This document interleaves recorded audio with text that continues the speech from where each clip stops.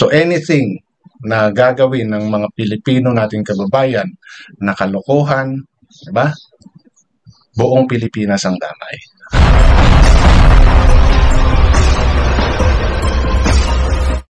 Bago po ako magsimula sa aking pagre-reaction dito sa video na viral ngayon sa Middle East dahil sa pagpapatiwakal ng isang famous vlogger. Hayaan niyo po muna mag-share ako ng konting background ko bilang YouTube creator or influencer or whatever terms na ginagamit. Kung mapapansin ninyo, itong channel ko is maliit pa. So iisipin nyo baguhan pa lang ako. But hindi po. I have another 2 channel, no? Na yung isa medyo, hindi naman karamihan yung subscriber, nasa mga 29K. And why I'm saying this because gusto ko lang iparating na I've been in this social media, especially sa YouTube, for running 3 years na. And most of my content are reaction videos. So, kinukuha ko yung video ng iba, kung ano yung mga istorya, share ko sa aking content, then I'll do my own reactions. Okay? Mapapansin nyo, kahit dito sa channel na to, meron akong mga ganun. And most of my niche are like this. Although, siyempre, inano ko lang. Gumawa lang ako ng ibang mga channel just in case may mangyari sa isa, so meron akong backup. Parang hindi pong mga ganun. And of course, additional revenue. I mean, natin sa hindi yan, no? So, yan po ang reason ko and kung bakit ganun yung channel ko. And why am I explaining this to you? Because bilang, okay, nasa SOCMED, para rin tayong politician, huwag po tayong maging balat sibuyas. Doon po sa mga nasa SOCMED, no, regardless of your niche, kahit yan food, travel, moto, personal life, or nang bubwisit ka, pranks, regardless po kung ano man ang niche ninyo, wag po tayong maging balat sibuyas. Lalo't nagsishare tayo ng ating mga video in public. At kapag po naka-public ang video natin, anyone, everyone, no, can comment, can say, can express their opinion based sa kung ano yung nararamdaman nila. Okay? Ayo po yan sa mga kapwa ko, content creator. And kung ano man po yung masabi nila, always remember, they are all part of your channel. Impression po yan. Positive or negative is still helps your channel para ma-boost. Kasi kung mag-comment na maganda, okay. Tumataas yung algorithm mo. Nagkakaroon ka ng mga impressions. Negative man ang sabihin sa'yo, okay pa rin. Bakit? Kasi pinanonood nila eh. Diba? And that's their opinion. You cannot control that. So kung ayaw ninyo na may magre-react, may mag-message nyo ng hindi sang-ayon sa kagustuhan nyo, i-private ninyo yung mga content ninyo. Or invite someone na sila lang yung makakapanood na alam mong pupurihin ka. Okay? Bilang ano po yan sa mga content creator. Because unlike ako dati nung bago rin ako, even a small comment na against gusto ko, malanobela po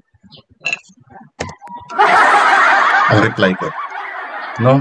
Then, as the days goes by, habang tumatagal ako sa SOCMED, na-realize ko bakit ko kailangang sagutin ng pagkahaba-haba yung kanilang message kung tipong inaasar lang naman pala ako. Walang sense din yung mga tanong. Diba? If the comment is something relevant and tingin ko nagtatanong or seryoso sa mga tanong, then that's the only time na bibigyan ko sila ng pagpupukusan ko baga ng panahon para ipaliwanag. Okay? So, yun lang po, ang gusto kong i-share bago po ako mag-reaction dito sa napaka-viral ngayon na video. Okay? Dahil yung vlogger na si Storya ni Juan Official, parang biniblame, no, ng mga ibang vloggers, ng mga nakapanood sa pagkasawi nitong si Losamat na isa ring vlogger. Okay? So, yun po yung magiging content ng aking video na to. Issue lang po tayo. Walang personalan. Lahat po ng aking sinishare dito ay base sa aking napanood, narinig, nabasa, at ginagawan ko ng sarili kong opinion. Nakabase doon sa mga pagkakaunawa ko sa aking napanood. Okay, so punta na tayo dito sa topic. Nakakuha ng attention ko to because one of my friends, friends, whatever, naipasa to and sinabi niya nga na, oy, tingnan mo to kasi alam nila na nagbablog ako. Nagba-viral to ngayon. Kasi may nagpakamatay or may nagkitil ng buhay niya dahil na-depress doon sa comment ng isang vlogger din. So, which means both are vlogger. No? So, yung isa into papatawa, something na si Losamat, no? So, sikat din siya. Okay? Then yung si Storya ni Juan is another vlogger din na parang nagre-reaction siya, reactioning doon sa mga videos or sa mga messages na pinibigay sa kanya. Alright? So, tiningnan ko yung video. Siyempre, magandang may alam ka muna bago ka magsalita. Yeah. So, pinanood ko yung video nung Storya ni Juan. Napanood ko yung video nung mga nag-react. Kasi itong si Storya ni Juan, talagang sumasagot doon sa mga nagko-comment. Actually, meron siyang kakilala kong vlogger na sinagot din ni Storya ni Juan. So, sinasagot niya talaga yung mga messages na medyo against yung comment sa kanya. Okay? And nakapanood pa ako ng iba pang mga videos ng mga nag-reactions din, yung mga vlogger din, no? Yung mga nag-share ng opinion nila. And it seems, no? Ito yung pananaw ko, ano? Biniblame nila itong si Storya ni Juan sa nangyaring yun kay Losamat. Sinasabing dahil sa kanyang reaction na ginawa, na-depress yung tao na naging dahilan, no, para tapusin niya yung sarili niyang buhay. So, naintriga ako. Siyempre. And since viral siya, hoping mapansin nyo, mapansin nyo rin yung video ko. So, kaya ginagawan ko ng content. Di ba? Hindi pang monetize tong channel na to. So, tulungan nyo ako ma-monetize. Okay? Yun naman magkaamina na tayo. May ibang vlogger, no, na ang purpose nila is mag-share lang talaga ng kanilang moments, memories, and everything. Diba? Kaya pinopost nila yan. And part of that is parang pinaka-imbaka nila ng memory ang YouTube. Okay? So may iba naman na syempre kumita. And I'm one of those. Inaamin ko yun. Isa ako dun. So gusto kong kumita yung channel ko. Kaya nga, naghahanap ako ng mga viral videos. Doon ako gagawa ng content ko. So, doon na tayo sa totoo. Yun yung ako, reason ko yun. Ma-monetize yung channel ko at kumita. Dahil may kita, may pera sa YouTube. Now, it's how, no, kung your approach, kung paano mo mamimit yung revenue na yan. Yung monetary side. Okay? Balikan natin itong si Storya ni Juan. Kasi, ganun din naman sinasabi niya. Pagkakakitaan. And that's why he's making this video. He's making this kind of reactions. Siyempre para kumita. Mag-spend ka ng oras mo, magbubunga nga, ilaw, internet. Di ba? without gaining anything. Maybe yung iba, dahil may pera sila, katulad kung wala akong pera. So, I need to do something para may pangbayad din ako dito sa mga utilities ko. So, let's be real na lang. Okay? So, balikan natin. Balik tayo dito kay storya ni Juan. So, yun nga, karamihan sa kanya naka-blame. Siya yung tinuturo. So, I got curious until nakita ko, kasi nagpo-post si storya ni Juan ng mga details ng mga pangyayari. Nakita ko yung shinare niyang screenshot ng taong nagpapagawa sa kanya ng reaction video dito regarding kay Losamat.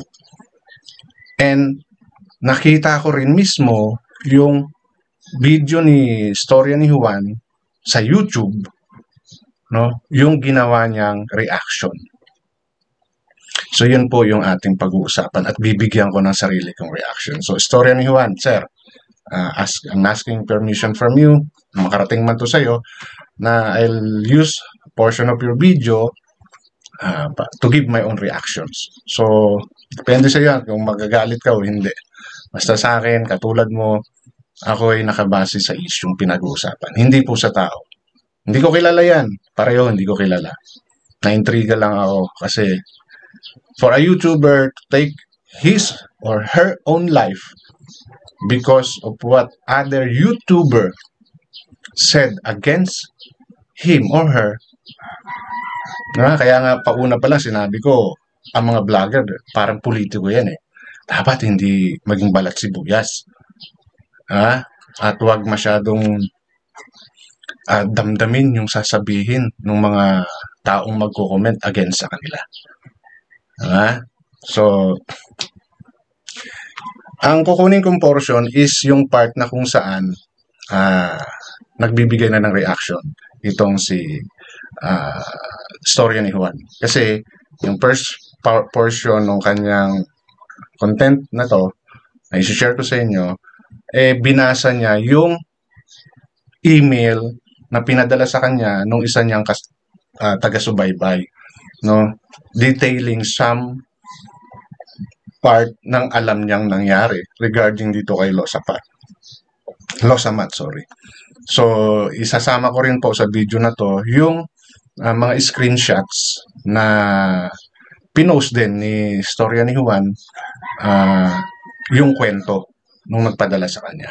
Although binasa niya, or kaya balikan nyo na lang tong video na to, post ko para mapanood nyo yung buong paliwanag ni storya ni Juan at yung binasa niyang email. No? So, because kukunin ko lang dito is yung portion na kung saan gumagawa na siya ng reaction niya bilang vlogger. Okay? Nagre-reaction po siya. Ano ba ibig sabihin? Okay, bago tayo magtuloy-tuloy, ano ba ibig sabihin ng reaction? You're taking a video of a certain vloggers or situations or video ng ibang tao na happening sa ibang lugar, no? Anything, no? Na kumukuha ka ng video ng iba at nire-reactionan mo. Okay?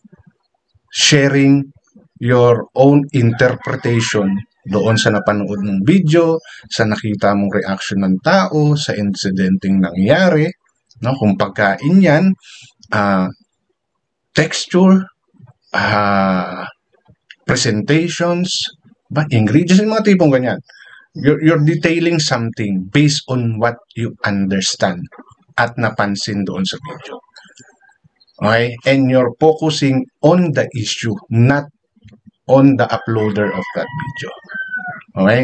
So, that's how I understand yung pagre-reactions. No? Kumuha ka ng certain video and you explain in detail as much as you can kung paano mo naiintindihan yung video. Kung ano yung ibig iparating ng video mismo sa tao. So, yun po yung pagkakaintindi ko. So, you're not questioning yung pagkatao nung nag-upload. nire-reactionan, no? Hindi yung pagkatao ng nag-upload or ng vlogger ang iyong nire-reactionan, kundi yung content niya at yung nilalaman ng content niya. Okay? So, yun po ang pagkakaintindi ko ng pagiging reactor o reaction video. So, sa case nito, yun lang po yung gagawin ko. Magpo-focus ako doon sa ginawa niyang reactions. I don't know story ni Juan. Never met him in my life. This is the first time. At ito pa nga lang po yung video niya na aking pinanood. No? Ito pa lang po. So, doon sa mga magsasabi dyan na, hindi mo kasi balikan mo yung iba niyang video. Tingnan mo kung paano. I don't care about that. Okay? Ako po ay nakapokus dito sa nire-reactionan niya. No? Kasi nag-react lang siya doon sa pinadalang email sa kanya. Ha? So, umpisa na po natin. Dami ko lang sinabi. Okay. Allow me to share. Tigitan ko lang muna yung aking para mas makita ninyo si istorya ni Juan. Yun.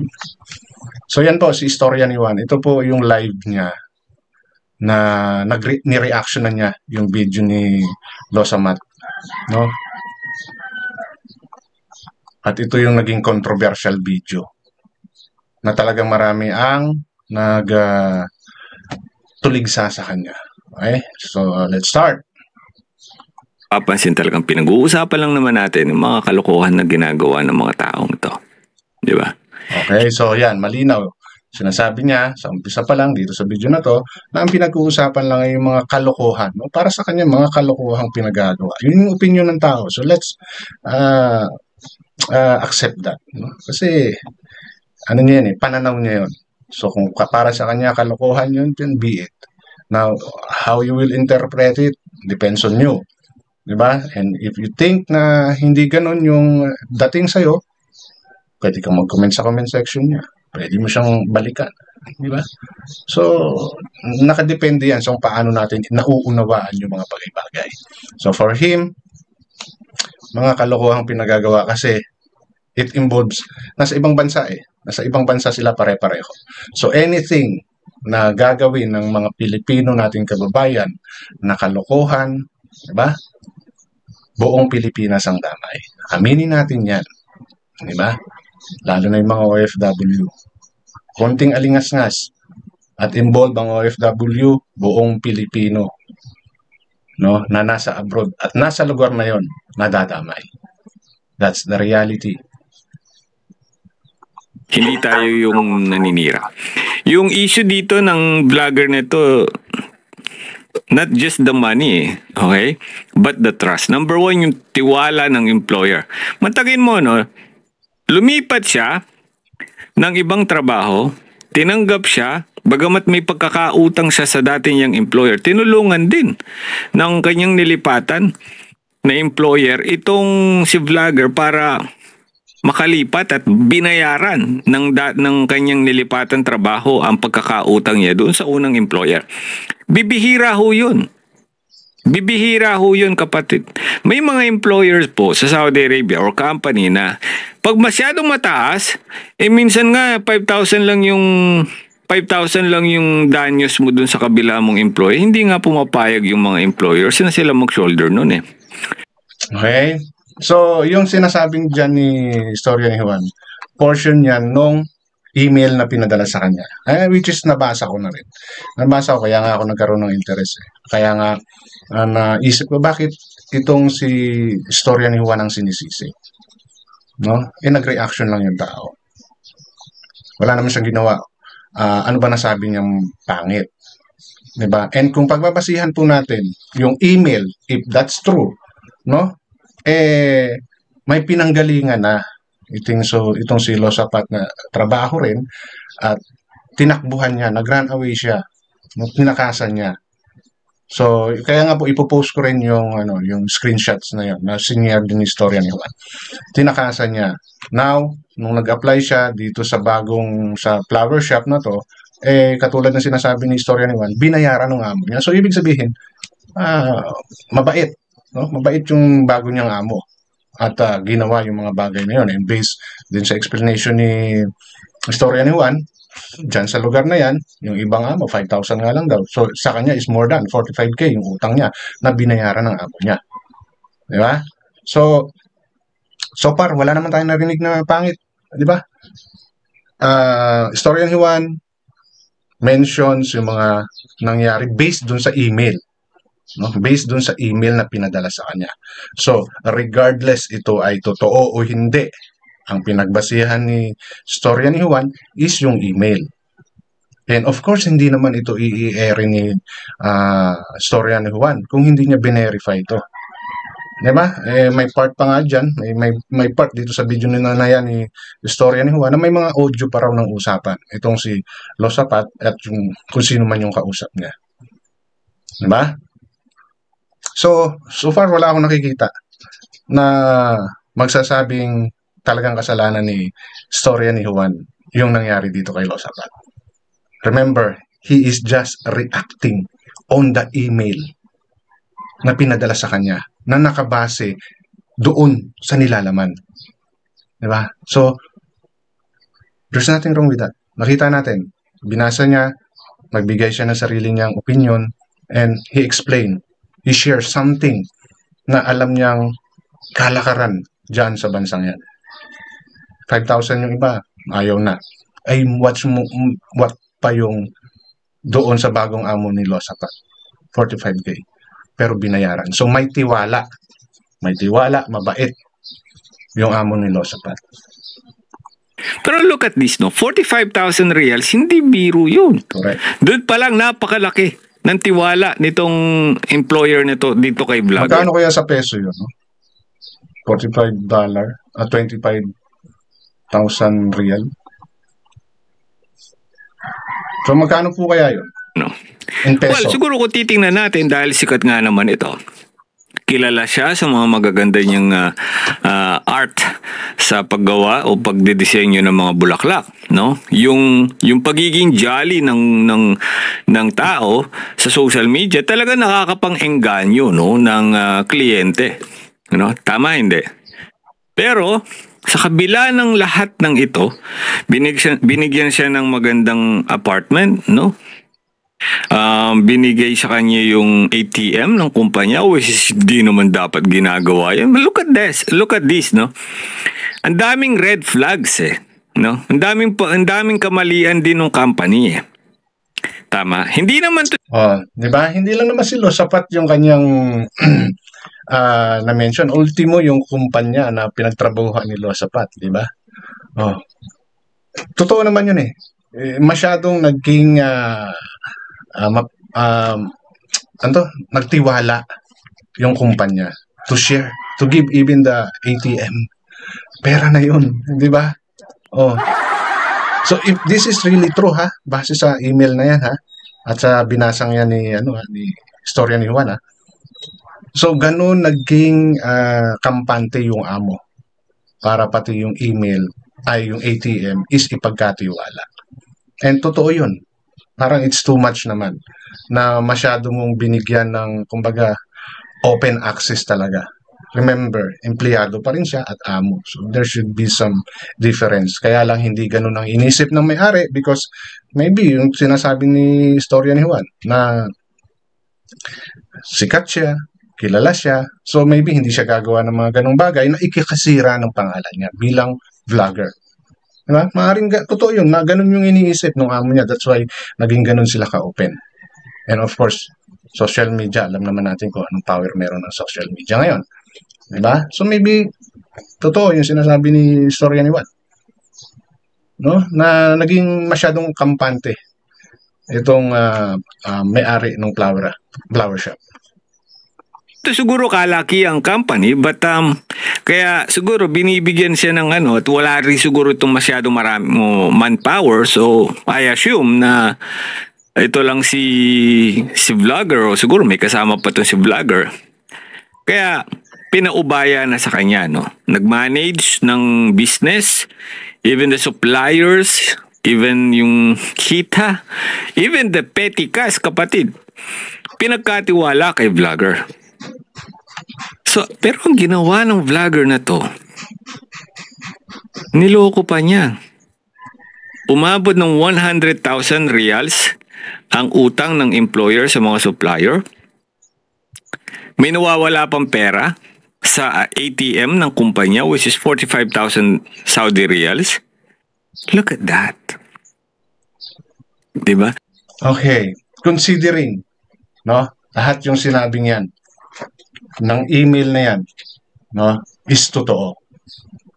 Okay, ito, itatanong ko rin po sa inyo, sa mga makakapanood nito, kayo po, ano po yung iisipin ninyo? Considering na totoo yan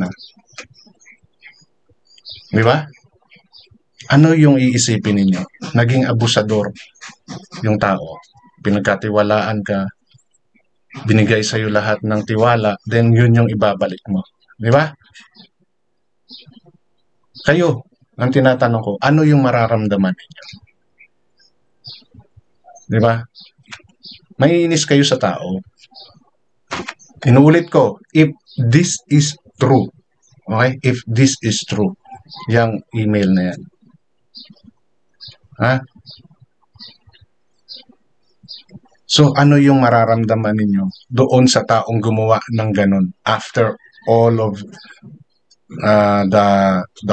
the trust na binigay sa'yo, ganun yung igaganti mo using company resources for your own benefits. Diba? So, saan inatake personally si Losamat dito? Diba? Samantalang nagbibigay lang naman talaga ng reaction si Storya ni Juan na nakabase doon sa email na yon. Kaya nga sinasabi ko, kung ito ay hindi totoo, di ba? Dapat matrace kung sino yan. And syempre merong consequences kay Storya ni Juan yan, because hindi mo dinoble check, and is your source reliable ba?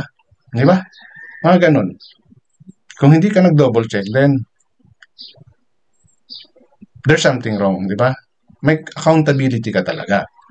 But, on the other hand, nag-reaction ka lang naman Di ba? Nag-reaction lang siya And he did not attack the personal life of this person. Ang inatake niya, yung mga ginawa kuno, kung totoo. Yung naging actions ng tao. Hindi yung tao mismo, yung nagawa niya, yung ginawa niya. After all nung mga binigay sa kanyang tiwala, ganun pa yung ginante. Yun yung punto ni Storya ni Juan. Diba? Para sa akin, okay? Inuulit ko. Para sa akin. So, let's hear a few part. Kasi dito, may mga sinabi pa. Maaaring ito yung nag-trigger. We don't know, no?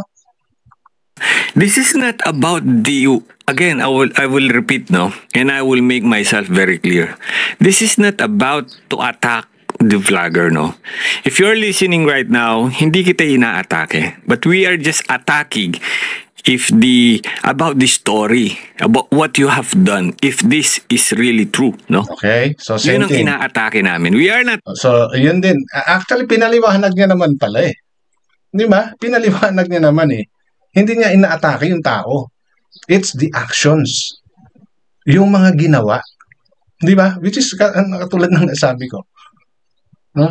Hindi yung tao yung kanyang inaano. Dahil kasiraan niya, kung totoo man yan, ni Losamat, rest in peace, damay yung ibang Pilipino. No? Ano ko na yan? Danas ko yan. Isa rin po akong OFW before sa Singapore. I've been in Singapore for 16 years. So every time na magkakaroon ng issue yung mga Pilipina doon or Pilipina doon, normally sa Lucky Plaza, no? Linggo, tambak dyan yung mga naka-day off na mga kasambahay. And sometimes there are video na na-upload na sila nag-aaway-away. No? Pilipinas sa Pilipinas. Reason? Bangladesh. Totoo po yan. Hindi po gawang kwento yan. No? Tanungin nyo yung ibang mga kaibigan ninyong Pilipina na nasa Singapore. Some of the trouble na kinasasangkutan ng mga Pilipino or ng Pilipina, no, is sila nag-aaway. And katulad na sinabi ko, isa sa reason is lalaki. So even, no, hindi kami yun. Hindi ganun yung trabaho namin. Iba yung field namin.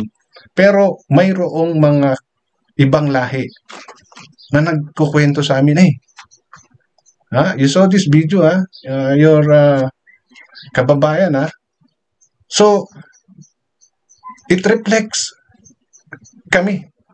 Yung ibang walang kinalaman. So kasiraan nila, kasiraan namin. Di ba? So same thing dito. Yun yung gustong iparating ni Storya ni Juan. And there's no foul language na ginamit dito si Storya ni Juan para ma-offend. No? Para masabi na siya yung naging reason. Okay? Not attacking you as a person o personally, but gaya na sinabi ko, yung nakita na lang namin at nabasa at naiintindihan sa kwento against sa'yo, yun yung inaatake namin. Ngayon may travel ban siya. So anong ibig sabihin nun? Ibig sabihin nun, hindi siya pwedeng lumabas ng bansa. Pwede siya makapunta ng Jeddah, Al-Kubar, Riyadh, whatever, pero lumabas within the border of Saudi Arabia, hindi ito makakalabas kasi travel ban. I've seen many people like this dami lumapit na sa polo ng mga ganito. Pero hindi rin natulungan ng gobyerno. What I'm trying to say is that hindi natulungan ng gobyerno para bayaran ng personal na pagkakautang. Bibigyan naman ito ng tulong when it comes sa legal, yes, ng gobyerno natin, kung lalapit to. Pero meron na siyang kaso Pinaghahanap na rin siya ng mga otoridad at eager talaga na mapapanagot ito ng employer. Eager, sobrang laki ng pera kapatid, 140,000 in total, 'di ba? Hindi ko sinasabing kamuhian niya yung vlogger kasi alam ko naman na kahit yung mga vlogger na wala naman talaga magandang naiaambag sa buhay natin, talagang sinusuportahan natin. Di ba? Alam nyo, reading ko lang, no? Although hindi ko pa napanood yung ibang video nito ni Storya ni Juan. Hindi ko siya maikukumpara kay Makagago. No? Kasi we are way out different. Dahil si Makagago uses a lot of expression words na mga curse, di ba? Pero the similarity of them is yung realidad, yung pinapakita nilang realidad, no? Yung totoo, yung mga sinasabi nila. Although mas harsh pa nga no? Doon sa mga most of you maybe kilala niyo na kung sino si Makagago. Nakikita niyo yung mga reaction videos niya, and the way he reacted doon sa mga nire-reaction na niya is he uses brutal words na talagang masakit sa kung sino man ang makakarinig. But that's their style. Di ba nga? Ganun sila gumawa ng content nila. Ganun sila kumuha ng attention ng mga viewers. Same thing with Storya ni Juan. No? Nagiging totoo lang siya sa mga sinasabi niya. No? Na yun yung realidad na nangyayari. Totoo yun. Meron tayong pinapanood ng mga vloggers na wala namang naiambag sa buhay natin pero pinapanood natin kasi nasisiyahan tayo. Doon tayo masaya. No? Yun yung pinakaambag nila. But para sa kakainin natin o sa anumang kailangan natin sa buhay, wala naman. Di ba? Katuwaan lang. Malaking bagay na rin siguro yun. But kumbaga, meron pa rin tayong mga hindi pinapanood. Meron pa rin tayong mga pinapanood na talaga namang useless. Natuwa ka lang. Na-curious ka lang. Diba? So, yun yung reading ko sa kanya. Nagiging totoo lang siya sa mga content niya. And I haven't heard any negative words na sinabi niya against doon sa nire-reaction na niya. No? Tulad ng sinabi niya at sinabi ko, nakabase siya doon sa nilalaman ng email sa kanya. Doon sa naging actions nung vloggers. So mahaba pa po yan at may party pa rin po dyan na sinabing itong si, let me, makukuha ko. Sa pang mabigat na sinabi dito tungkol sa vlogger is that yung prostitution. Yan. Marami tong pwedeng ikaso dito eh. Maraming pwedeng ikaso dito bukod dun sa pagtakbo niya ng pera, no? Bukod dun sa ginawa niyang pagkakautang whatsoever sa mga suppliers. Yung hurub, number one, yung hurub pa lang eh. 'Di ba? Yung hurub pa lang ho eh. Kaso na 'yon. Ano ba yung hurug? Hindi ko alam yung hurug. Yung term na yun. No? Baka naman alam nyo, pakishare. Absconding ka na eh. Tapos, kinasuhan pa siya sa pagdahil sa pera. Ngayon, posible pa, no? Huwag naman sana. Posible pa ho, no? Nakasuhan siya ng immorality. Kung totoo, kung totoo, ang sinasabi dito, na kumikita siya ng 500 per hour sa isang araw, okay? Sa pagpuputa. No? Mag-uumpisa daw ito ng alas 6 ng gabi hanggang alas 11 ng gabi. Imagine this, kapatid, no? Sasabihan ka na ganun. Nagpuputa po siya 500 per hour. Ano to? Gininto ang ano to? Ginunto ang puwet. Mas masarap ka ba sa babae? Magmahal? Hoy! Sabi ko magmahal ang bastos mo kung ano ini. So yan pa, di ba? Kung totoo nga yan. So, Saudi yan. Di ba? Bawal na bawal yan. So ilan lang po yan, no? Kasi masyado na akong mahaba. Ilan lang po yan sa mga tingin ko ako personally, na nagbase si Storya ni Juan doon sa kwento na binigay sa kanya. No? Hindi niya ginawa to out of paninira lang talaga. This is a reaction video. So, you're just sharing what you think about doon sa pangyayari. Diba? And, wala siyang sinabing masama. No? Let's say, sige, kasi ang daming nagsasabi na siya yung reason kaya nagpakamatay. Maaaring may ambag lang siya, but hindi siya. No? We don't know. Maaaring may iba pang mga dahilan kung bakit nangyari sa kay Losamat yan. Maaaring naging party lang ito. Pero hindi yan yung para sa akin magiging major reason. Vlogger siya. Di ba? Alam niya yun. Kung siya ay sikat na vlogger na, no? So matagal na siyang nagbablog. So hindi lang siya ngayon nakatanggap ng ganitong criticism. Di ba? Huwag niyo sabihin na ngayon lang siya nakatanggap ng mga negative, ngayon lang siya na-reactionan. I don't think so. Kung talagang matagal na siyang vlogger. Di ba? I'm not defending Storya ni Juan. Okay? Katulad niya, ako'y nakabase lamang sa issue. At para sa akin, hindi masasabi na siya talaga yung dahilan. Kasi maraming ako napapanood na siya yung tinuturong dahilan kung bakit nagpakamatay. Or bakit winakasan ni Losamat yung buhay niya yung Ian. Talagang siya yung dinidiin. No? Maaring party siya pero hindi siya yung pinaka-main reason niya. Ngayon, kung yan yung magiging main reason, I don't know. Ako, hindi ko, bakit mo gagawing reason to? Dahil binlog ka? May channel ka, oh. Pwede mong pasinungalingan. Diba? Pwede mong sagutin. Actually, kikita kayo pareho dito, eh. Diba? Oh. Pwede nilang pagkakitaan yan. Magkaka-revenue sila dyan. Oh. At least makakatulong sa kanila pareho. Panuno rin ng tao, eh. Diba? Vlogger sa vlogger, nag-aaway. Usong-uso yan. Vlogger sa vlogger, nagtitirahan. Oh. For revenues. Pareho kayo nasa social media, so pareho kayong kumukuha. Gusto ninyong kumita. Aminin ninyo sa hindi yan. Kahit si Losamat. Di ba? So, instead of ending your life, bakit hindi na lang siya sinagot? Diba? Sabihin ninyo, syempre hindi naman siya ganong klaseng tao bakit ka pumasok sa isang platform na alam mong hindi mo hawak yung isip ng bawat manunood. Diba? So, pasensya na doon sa mga kaibigan ni Losamat.